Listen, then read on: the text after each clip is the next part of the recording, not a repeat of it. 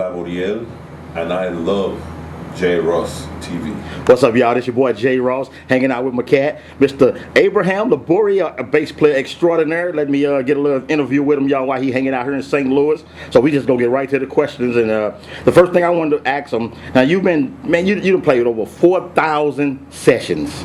Yes, almost 5,000 by now. 5,000. Yeah. But like, all right, the very first session. The time goes by. But let me ask you this. Now, your very first session, if you can remember, how afraid were you? Well, it's hard to explain. My first instrument, I was born and raised in Mexico City, Mexico. Right. My first instrument was a rhythm guitar. My father taught me to play when I was 6 years old. Now, see, we all know that. We want to know where you were afraid. I've been a studio musician from the age of 15 in Mexico City as part of the Capitol Records staff players. So I've been recording all my life, so that by the time I got to Berkeley and I discovered that I could play the electric bass in Boston, there was this amazing singer named Andy Pratt, who made a record called Avenging Annie, and I discovered that record was Jeff Porcaro's favorite record in the world. And that was my first recording session in Los Angeles, and I played, and we just had a lot of fun. So then the second recording session I made that was really very important for my whole career was with Gary Burton in Boston. It was his first recording for ECM Records, and the name of the record was The New Quartet. And then I really was very nervous. Oh, yeah? I was very nervous because it was improvised music as opposed to the Andy Pratt record, which was a pop, rock and roll, carefully crafted, conceived, and we were just playing grooves. With Gary Burton, my guitar teacher, some of the people that I admire the most in the world, his name is Mick Goodrick, he was the guitarist, and then Harry Blazer on drums, and we were all totally exposed, and it was our quartet record, and it was Gary's new quartet on a new recording company, and I remember being very nervous and hoping that I was able to hold my own and make sense. Since then, many of the great bass players that I admire, like George Mraz, has come to me and says that when he heard me playing on that record, it really changed his life. And then Peter Erskine said the same thing. So It's good to be nervous. Oh, is he? Yeah. My telephone is interrupting. Hold on a second. That's okay. We can do. If you need shorter answers, tell me. You know. No, you just do what you do. All right. Yeah. Hey, now, so everybody knows you the man on bass. You know, back in it, you coming up, you getting all these session gigs. How did you prepare yourself professionally and then financially to have something at the end of your career that might be able to help these guys, the younger guys coming up now that don't know about money? Well, for me, it is a great blessing to have a wife who is very wise and very gifted in the art of planning and thinking things through. One of the things that I sound almost like a broken record and cliche that I use in all my clinics, I try to encourage the people that come to my clinics how important it is to consult with each other all the time. Communicate.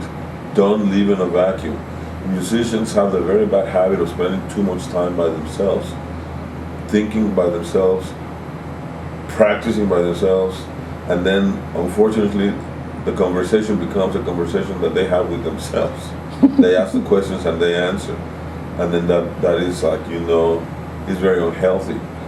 So if you start choosing to be with friends that guide you, that inspire you, that provoke you to do something that you would not do on your own, all of that becomes a community of musicians that love and respect and care for each other and protect each other. And through all of that, you learn to not squander your money. There's a musician that I'm not going to mention his name, but that he was in the habit of, as soon as he got paid, he would go to the stores and shop. So the artist decided that from that point on, he was going to cut his salary in thirds, and she was only paying him 1/3 of what he was expecting to make, and then she was hiding the other 2/3 so that he would have a little bit of money at the end, because he had gotten to the point that 100% of what he would make he would spend, and his family was neglected. His life was he was going to end up in the streets. Yeah. So this artist chose to just tell him, no, I'm not going to pay you what you used to anymore, and then she was able to help him put some money aside. Right. And what about your practice regimen when you were growing up? Is there anything that you can tell the guys about what they need to practice on, or how to prepare for professionalism? That's a very good question, and that's another thing that I almost sound like a broken record. There is a pastor who said one of my favorite phrases, that listening is the highest form of love that exists, because when people feel that someone is listening to them, they feel loved. And musicians, we claim that that's what we do professionally. We are professional listeners. So I advise you, when you practice, listen. When you listen to music, imagine yourself playing, so that at all times you are exercising the gift of making music as a listener. Then the amount of time that you spend practicing will become very profitable. Charlie Parker made a beautiful cliche. He says, learn all your scales. Spend time practicing those scales. But when you play the scales, listen. Don't just go, ba, ba, ba, ba, ba, ba, but listen to each note and what it means. Then he says, learn all your arpeggios, ba, ba, ba, ba, ba, ba, ba, ba, ba, ba, ba. Learn all your chords, C major, G minor, etc., augmented, diminished. He says, learn all the songs. So you practice tenderly, I saw her standing there, La Bamba, whatever you like, any style of music you want. And then Charlie Parker says, then forget everything and just make music. Yeah. But Ms. Laboriel, folks they play now is like hit your mama with a skillet and back that thing up. It's not like true musicianship that much anymore, though. Well, that's the thing. People stop listening, and they start taking each other for granted. They start taking the music for granted. One of the big complaints that people in general have against bass players is that they don't listen and they just start playing whatever they want. And so they start playing busy lines, they start playing impressive, virtuosic lines that have nothing to do with the idea of being a bass player that is an accompanist. And that's part of the reason why supposedly machines can take our place. Because when we don't care and we just do anything, a machine can do that just as well. My goodness. And so my advice to young musicians is that yes, there are certain kinds of music styles right now that are popular and that are important to understand, but there will never be a machine or a programmer that can take the place of the interrelationship between musicians that are really listening to each other and loving each other through the music. Yeah. There is a beautiful recording by Miles Davis at Carnegie Hall that was re-released with the liner notes written by Ron Carter. And in these liner notes, Ron Carter explains that the band had not played or had not been together for about 8 months. They had not even talked to each other. And then suddenly Miles calls them to do this thing, and somebody had the wisdom that it had been so long since they had been together that they were going to record it. And he says, we really did not know what was going to happen. We did not know what we were going to do.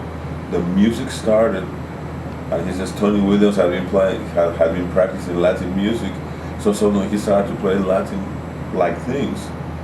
And Herbie Hancock had been practicing really dense harmonies, and he went there. So Ron Carter had to pay attention in a whole new way, to the extent that he sometimes felt the freedom of not playing so that he could get his orientation. And there isn't a single machine or a sequencer or a programmer that can reproduce that beautiful relationship between them in that recording, and to this day is considered one of the classic recordings or Miles Davis, you know. Oh goodness. So, and you know, there are certain things that time or technology will never be able to steal from us. Our spirit, our heart, our soul, our ability to love. So, young musicians, please fall in love with listening. Fall in love with listening. And see what happens when you start incorporating all this hip hop and all these new ideas that are out there into a language and a vocabulary that's going to be the vocabulary of your generation. And when that becomes totally immersed in love and interaction, you are going to create the new music that everybody's expecting to hear someday. Oh yeah. Last question, y'all. Once again, we're in St. Louis. We're outside of St. Louis, Chesterfield, Missouri, hanging out with the Mr. Knowledge, Abraham Laboriel. Hey, now, last question about being married, being on the road, and being the kind of information you can get guys to stay married. Well, what do you have to do? I have to tell you something. My wife shared something with me that is going to sound like a threat, but it's not. It is a very beautiful concept. She says to me, you know, Abraham, some furniture makers make a chair out of a single piece of wood. They take a single piece of wood and they start carving it, and then out of it comes a chair. He says, if that chair gets broken and then a master craftsman comes and glues it again, it's no longer a single piece of wood. And he says that's the way it is with trust. If you break our trust, then it's no longer a single piece of wood, but it becomes something that has been fractured and put back together again. So I think that the secret of staying married is honesty. Honesty does not mean that you have to pretend to be happy. Honesty means that no matter what temptation comes your way, you will not betray the trust. And that you will have the trust inside to know that your spouse also has the same commitment to not betray you. And the last thing that my wife said to me, which I am very impressed with that, it took me a long time to understand. She says, Abraham, now that we're getting married, I was 21. She says, I am not making a commitment to who you are, but I'm also making a commitment to who you will become. And I said to her, doesn't make any sense. And she says, at this age, Abraham, people change a lot. You and I are going to change a lot. And I will not allow myself to use the excuse that he's not the man I married. So as you change, as I change, I am still going to be committed to you. And if you guys want to stay married, make a commitment to each other. Your own way. You will find your own way. You will find your own words. But if when you are honest, and if you are determined to not break that trust, you will become an invincible couple. Hey, y'all, that's words of wisdom from Mr. Abraham Laboriel. Y'all, J. Ross TV, 10 billion strong. We gone. Peace.